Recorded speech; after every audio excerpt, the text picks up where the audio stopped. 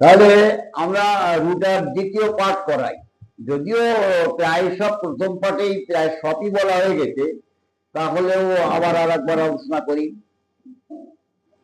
এই রুটা হচ্ছে অ্যান্টিসোরিক এবং অ্যান্টিসাইকোটিক রেমেডি, তবে খুব গভীর ক্রিয়া নয়, রাষ্ট্রের থেকে একটু গভীর ক্রিয়া। ওইভাবে তো ফিকে দিয়ে মাপা যায় না। তো যাই হোক, যখন আঘাত লাগা, মস্কে যাওয়া, অতি পরিশ্রম, ভার উত্তোলন, ঠান্ডা লাগা, এই সকল কারণে অস্থি সন্ধি, মাংসপেশি বা উপাস্থি বা অস্থি সন্ধির উপরে অস্থি আবরক, এগুলি যখন আক্রান্ত হয়ে যন্ত্রণা হয়, মাংসপেশির মধ্যে চক্ষু থাকছে, হ্যাঁ, বা অন্যান্য পেশি থাকছে, মাংসপেশি থাকছে, এগুলি অতি পরিশ্রম জনিত অবস্থায় যখন যন্ত্রণা হয়, এবং বাতের ব্যথা, কড়া, বুঝলে, মাথার যন্ত্রণা, হারিস নির্গমন, প্রসবের পরে হারিস নির্গমন, তাহলে প্রসব যন্ত্রণা, প্রসবের কিন্তু একটা কষ্ট, প্রচন্ড কুণ্ঠন অবলম্বন করে ডেলিভারি হয়।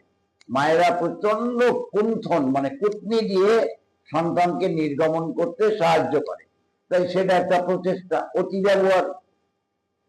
হারিস নির্গমন অর্থাৎ প্রলাপ চানার, কোমরের ব্যথা, সাইটিকা ব্যথা, বুঝলে, বহুকালে হয়তো বহু আগে হয়তো কোমরে টান লেগেছিল, তারপর সাইটিকা ব্যথা যন্ত্রণা শুরু হয়। এই কষ্টগুলি হওয়ার পরে কি হয়, যখন রোগী যন্ত্রণা কষ্ট স্থির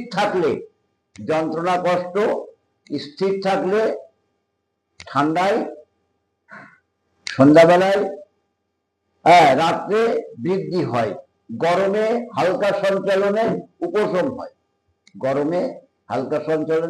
হয়, এক্সেপশনাল কোমরে টান লাগার পরে, ভারী দ্রব্য উত্তোলন করতে গিয়ে কোমরে টান লাগার পরে যে তাৎক্ষণিক যন্ত্রণা হয় প্রাথমিক দিকগুলিতে, তখন যদি স্থির থাকলে যন্ত্রণা উপশম থাকে, তাহলে কিন্তু ওষুধ হবে রোটা। যদি রোগটা অনেক দিনের পুরাতন হয়ে যায়, তাহলে অনেক সময় ধীর সঞ্চালনের উপশম হয় এবং স্থির থাকলে বাড়ে, অনেক দিনের পুরাতন হয়ে গেলে। আবার বাড়বেই এমন নয়, অনেক সময় স্থির থাকলেও বাড়ে, স্থির থাকলে উপশম হয়, রাত্রে শুয়ে স্থির থাকলে উপশম হয়। সেই প্রাথমিক লক্ষণটা এখনো বর্তমান আছে, বোঝা গেল? আচ্ছা, কোন রোগের অস্থি সন্ধিস্থান মস্কে গেলে, মাংসপেশি, অস্থি বা অস্থি আবরক এর উপরে আঘাত লাগলে যে সমস্ত ব্যথার যন্ত্রণা শুরু হয়, বা অস্থি সন্ধিতে মস্কে গেলে বা চোট লাগলে যে গ্যাংলিন জাতীয় উপমাংসগুলি উৎপন্ন হয়, এখানে কিন্তু আমাদের রুটা একটা সুন্দর কাজ করে। আর এই ব্যথা স্থির থাকলে ঠান্ডা প্রয়োগে, সন্ধ্যাবেলায় এবং রাত্রেবেলায় বৃদ্ধি, সর্বাঙ্গীন অসুস্থ বোধ করে, ঠান্ডায় অসুস্থ বোধ করে, সন্ধ্যাবেলায় রাত্রেবেলায় অসুস্থ বোধ করে, গরমে এবং ধীর সঞ্চালনে উপশম বোধ করে, বোঝা গেল? আচ্ছা, এইবার নড়াচড়ায় উপশম হয়। সাইটিকা, স্নায়ুশূল সাইটিকা যন্ত্রণা বিগত রাত্রে শুলে বৃদ্ধি হয়, রাত্রে শুয়ে থাকলে বৃদ্ধি হয়। আর সাইটিকার যে যন্ত্রণাটা পিঠে শুরু হয় আর পেছন দিক দিয়ে কোমর দিয়ে উরুদেশের থেকে পা পর্যন্ত নেমে যায়। আমাদের অনেক মেডিসিন আছে সাইটিকা যন্ত্রণা, কেউ নিম্ন অঙ্গ থেকে ঊর্ধ্ব অঙ্গের দিকে ওঠে, কেউ ঊর্ধ্ব অঙ্গে আক্রান্ত হয়ে কোমরে আক্রান্ত হয়ে নিম্ন অঙ্গের দিকে আসে, কারুর যন্ত্রণা শুয়ে থাকলে কম, বসলে মারাত্মক বাড়ে, হাঁটে বেড়ালে একটু কমে, আর শুয়ে থাকলে মোটেই থাকে না, এমন নিউজ।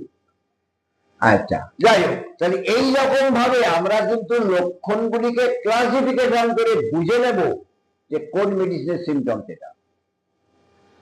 হাতের কবজি, পায়ের অস্থি সন্ধিস্থান মুচকে যাওয়ার পরে, হাড় ভেঙে যাওয়ার ফলে যখন পূর্বোক্ত রূপ হাড় বৃদ্ধির লক্ষণগুলি থাকে, স্ত্রী যৌনেন্দ্রিয়ে চুলকানির সাথে বাম বাম স্তনে ব্যথা, যৌনেন্দ্রিয়ে চুলকায় আর সেই সময় বাম স্তনে ব্যথা, এটা রুটার একটা পিকুলিয়ার লক্ষণ। সব রোগীর ক্ষেত্রে পাওয়া যাবে এমন বলা কিন্তু খুব কষ্টকর। হাতের কবজিতে টান লাগার পরে, মুচকে যাওয়ার ফলে, বা কবে লেগেছে মনে নেই, এখন গ্যাংলিন তৈরি হয়েছে, রুটা, রাস্টক্স, সাইলেসিয়া, সুজা, এই জাতীয় মেডিসিনগুলি কিন্তু আমাদের খুব প্রয়োজন, মনে করতে হয় এদের সম্পর্কে। দেওয়ার ব্যাপারটা কিন্তু তোমার, আমি কিন্তু তোমাদের পথ প্রদর্শক হিসাবে বুঝাবো, ভাবনা চিন্তা তোমার, পারসেপশন তোমার। আচ্ছা,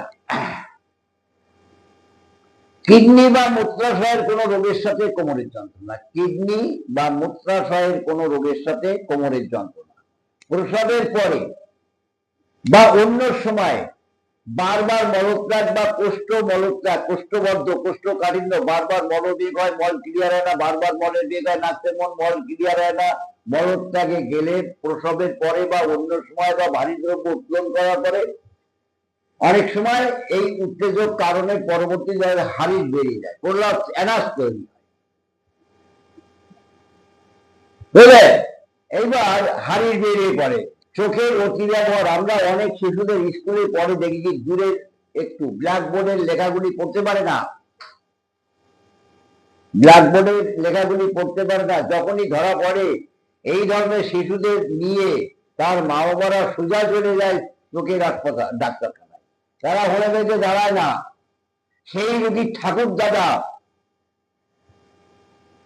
দাদু, মামা, তারা তাদের আপন জনও যদি বড় হয়ে বেঁচে ডাক্তার হয় তাও দাঁড়াবে না, চলে যাবে অ্যালোপ্যাথির কাছে, জীবনভর চশমা নিয়ে বেড়াতে হবে, রোগ কিন্তু আরোগ্য হবে না।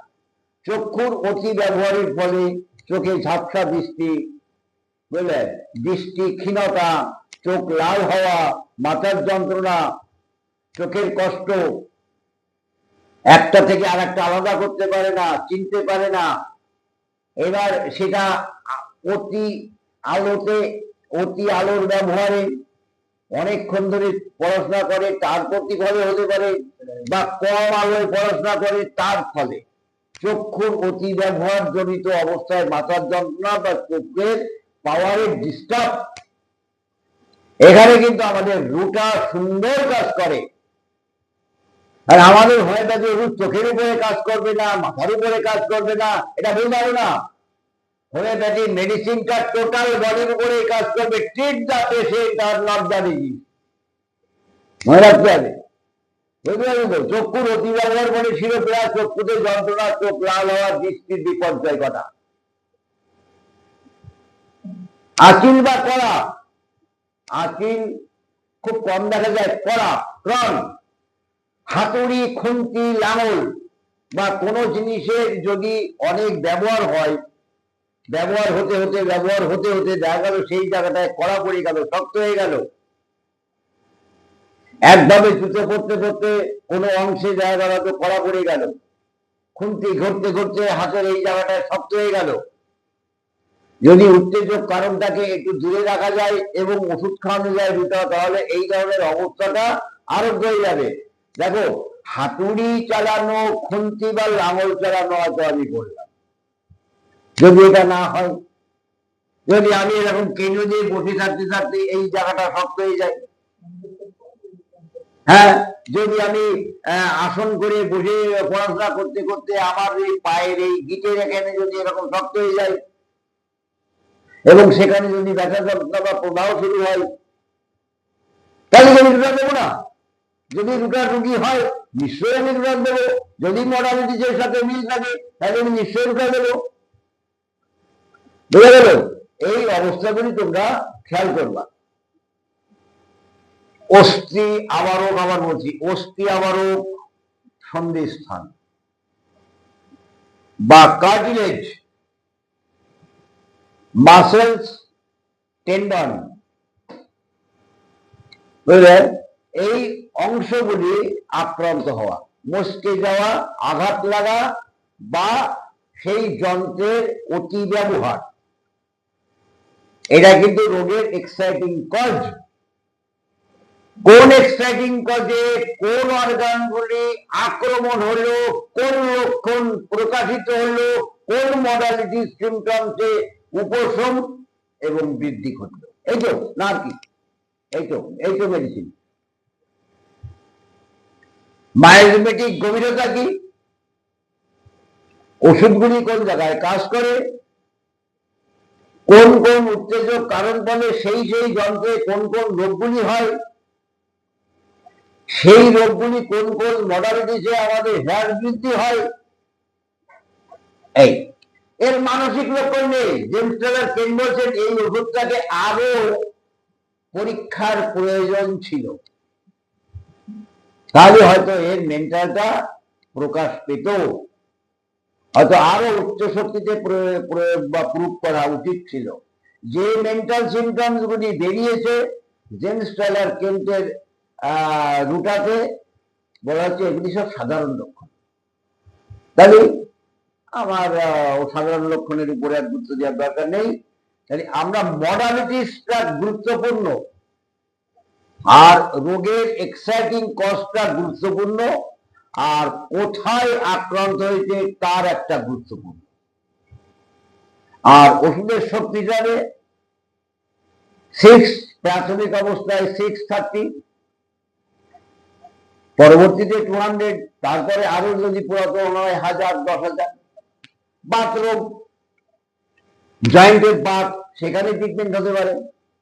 কোমরের বাত, কোমরের ব্যথা, সেখানে ট্রিটমেন্ট হতে পারে।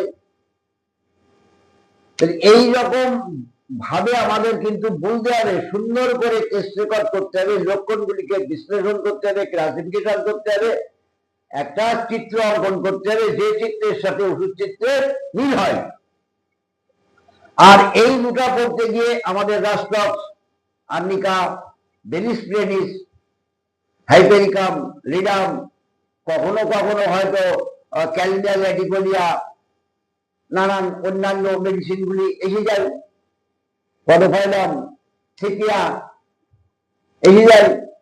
খেয়াল রাখতে হবে যে আমার রোগী রুটার রোগী না আমার রোগী আর্নিকার রোগী। আর্নিকার বিদ্যাভীতিকার মেন্টাল লক্ষণ, রাষ্ট্রত্বের জলীয় অবয় প্রাতকালে একটু একটু স্থির থাকলে বৃদ্ধি, আবার একটু বেশি নড়াচড়া করলে বাড়ে, বর্ষাকালীন আবহাওয়ায় জলীয় আবহাওয়ায় ঠান্ডায় জলে বৃদ্ধি।